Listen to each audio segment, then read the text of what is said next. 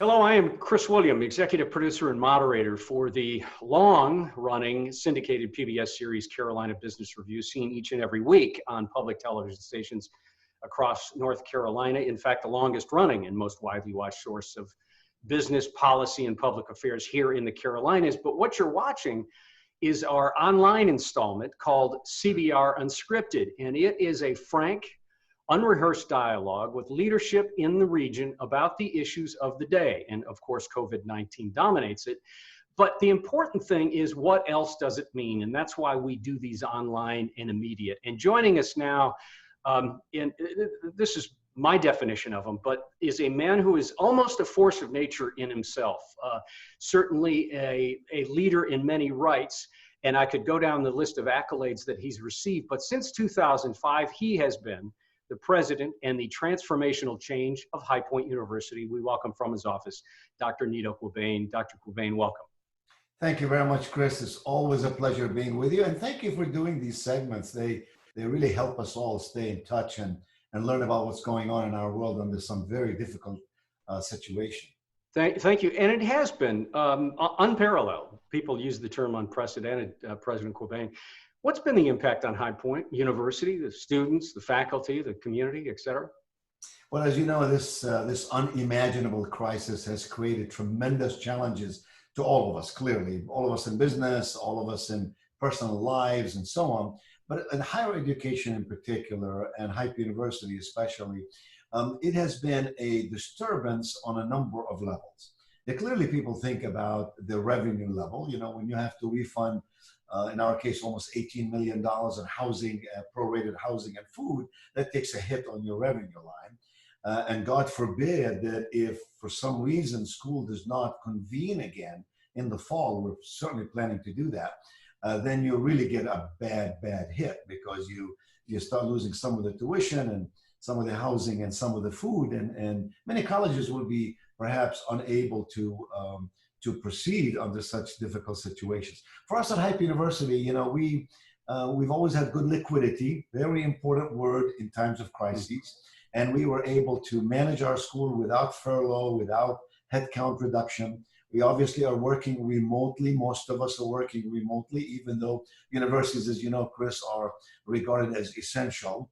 And we have done a really terrific job in very quickly having our faculty adapt from in-person teaching to online learning. And that takes a lot of skill, but somehow we've managed it.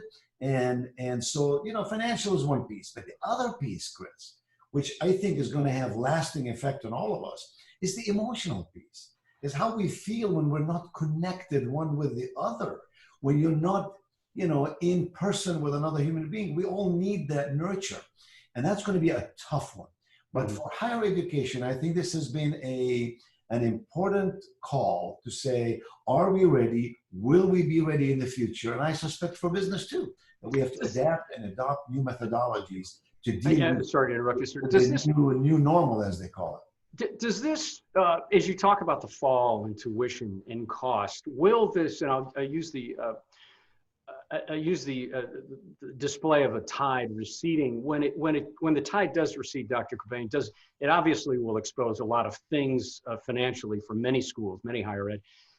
Will this end up being a short-term issue, or if you had to handicap it, would you say that in the fall there will be schools that will not be open that are open now, or is that being too dramatic? Well, I hope that's being too dramatic, but I think that's that has some reality built into it. It depends on the school's position, right? Depends on their level of liquidity. It really depends on the affinity that these institutions have with their students and their families. At High Point, we don't just have brand awareness or brand preference or brand insistence, but we have brand advocacy. We have parents advocating the school, sending us the first child, the second, and the third. So it depends on all these factors. It also depends on what sensitivity modeling these institutions are doing. You know, what happens if 10% of your students don't come back? What happens if 25% don't come back, financial reasons or otherwise? What happens if 10% don't come back and you don't open school in the fall? So these factors become cumulative. For some schools, I suspect it's going to mean the demise unless federal government comes in and support. unless the legislature comes in and support these schools. And I think you're going to see, Chris, some mergers and yes, some closures, but certainly some mergers.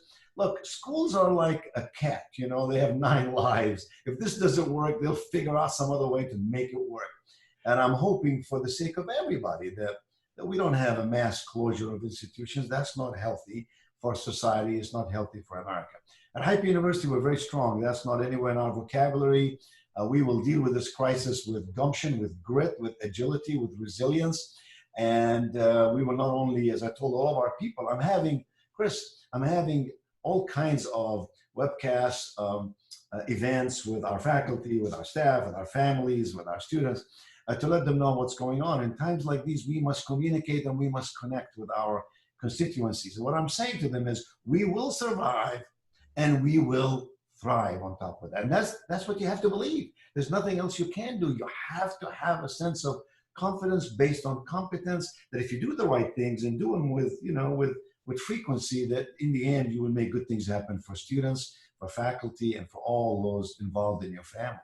You know, the way you just described it, Dr. Qubein, is the hallmark of your character. It tends to be optimistic and forward-looking anyway. But when we get back, just really briefly, when you get back to the idea of what does it do to the student debt crisis that we've had? Does it exacerbate it, or does it lessen the burden for those that already carry the debt and now have this public health crisis overlaid on top of it? Mm. Well, you know, we began with the health crisis. Now we have an economic crisis, right? So, I mean, you got unemployment getting close to 30 million people unemployed, almost to depression era times. These are the sad things. I suspect some of those numbers will be mitigated as people go back to work, as companies open up and so on. And when we talk about student debt, Chris, we always have to separate undergrad from grad. This is a mega difference that sometimes we forget. Mm-hmm. So if a person is borrowing money to go to medical school or to some profession that eventually they're going to, you know, make good money afterwards, like a pharmacist, HPU University, we have School of Pharmacy, physical therapy, physician assistant, and so on, that's not all that bad. On the other hand, if you're undergraduate and you take enormous debt and you're going to pursue a career that does not have a significant payback in terms of fiscal resources, you know, that could be a little more troubling and a little more stressful. What does this do to debt? I suspect that in America, students want to go to college. That's a good thing. We know for a fact, every survey tells us that someone who graduates from college is going to make more money than someone who hasn't. Are there exceptions? Of course. But you can't live your life on the exception. You have to live your life on the mainstream reality. Now, schools like High Point, and I suspect other fine institutions do this, we're actually expanding the investment we're making in scholarships. So this year we will give close to $50 million in scholarships so that our students can have access to learning. We've expanded our graduate programs for the seniors who have been robbed of all the experiences of their last semester on campus, to make it possible for them, if they can't find a job and they'd like to get a master's degree, we are giving significant grants to make that happen. So I think institutions, Chris, have a responsibility to partner with families and students. So does government. So does the legislature. We all have to work together to make it possible for students to go to school. At High Point, we have scholarships for first-generation students. We have scholarships for students who have lower economic means, but really are desirous to come here. Do we have enough? No. We can always have more, and we're working towards that.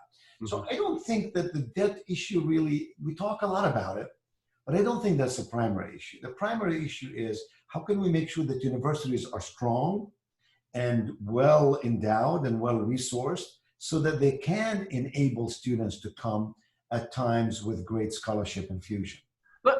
Let's explode out from just not higher ed and the industry of education, but let's explode out to what your worldview is been around. And to use this term, Dr. Qubein, existential. What have we learned about and during this lockdown about ourselves, about how we interact socially, about what our future may be? But just in general, what has this done to our aggregate consciousness and our confidence? A lot. It's done a lot. For example, organizationally, we've discovered that culture is everything. An organization, whether it's a university or a company or a family for that matter, that has close contact and close connectiveness one with the other. I call it relational capital, if you will, is going to fare, those organizations are going to fare much, much better than those who did not have that kind of tradition, that kind of culture. So culture is everything. Second, the way we connect with each other, right? The way we communicate, we speak, we listen, we observe, we write. But to connect, we must have the emotion focus also, not just the mind, but the heart and the soul. And what this is saying to all of us is, what are we willing to do extra to build bridges of understanding with other people? What am I willing to do to be allovectoral, to go beyond myself? Not just my enlightened self-interest, but what can I do to help you? You know, are we reaching out to people by telephone? Are we giving them a food if they need it, or toilet paper if you have extra ones in your own home? I mean, these are times when we have to know that to whom much is given, much is required.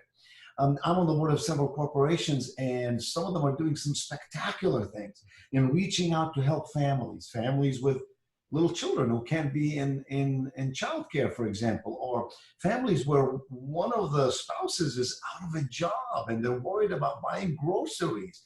So this is a time for us to be Americans. This is a time for us to come together and to build this interpersonal relationships. And for some, it's going to be tough, Chris. For some, it's going to be very tough. When you take that hit on your heart, on your self-esteem, on your self-image, maybe you're out of a job, maybe your money has run out, maybe you have some personal relationships that are going stray. That's tough, my friend. This is a time for perhaps more counseling, you know, on college campuses and companies in our societies. And this is a time for organizations like the United Way and others to step up and step out, and we must help them so they can reach out and make society come to some normalcy. You know, I don't think it's the new normal, Chris. Somebody called it the new abnormal. Somebody called it the new next. I like that, the new next. We can't define the next perfectly today, but it's coming. This too shall pass. You know, hope is eternal. This is America, and we have to believe in the goodness that this land has, but it's not going to pass without some personal and professional pain, and we must adjust to that. You know, anyone that knows you personally, of course, President Qubein, or even professionally, or even from afar, is not going to be surprised by your sense of confidence and optimism. And even on the High Point University website, it says that you are driven by faithful courage. Do you ever get discouraged? Ever? Oh my goodness, Chris, listen, this lesson I learned from my mother. Now, my father died when I was 6 years of age. My mother brought us up, 5 of us. She had 4th grade education. That's all she had. But she had a postgraduate degree in a discipline you and I would call common sense. So my mom would teach me all this common sense stuff that's really helped me in my life. And here's one of them.